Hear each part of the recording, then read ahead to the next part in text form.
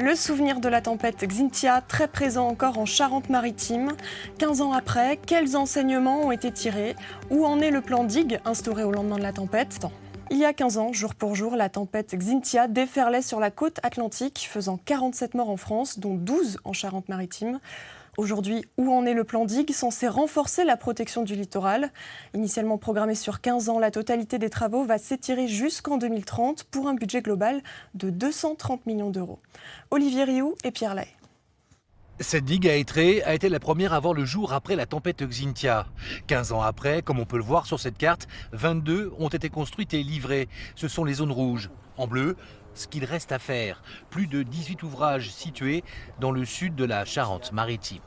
Ça prend plus de temps que prévu effectivement par rapport à la mise en place des financements, la conception technique de ce genre d'ouvrage qui prend aussi du temps et l'obtention des autorisations réglementaires pour pouvoir les réaliser. La priorité des constructions a été réalisée en fonction des zones à haut risque de submersion, comme ici, à La Rochelle, où la densité de population est la plus importante.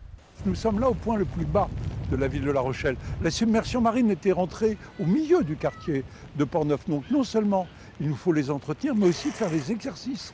Parce qu'on voit bien qu'ici ou là, il y a des ouvertures pour permettre le passage. Et donc tous les ans, tous les 2 ans, nous faisons des exercices pour mettre en place l'ensemble des protections de la ville. Ré, Oléron, le Nord-Nice, l'agglomération de La Rochelle, la Bédive, Brouage, les estuaires de la Charente, de la Seudre, de la Gironde.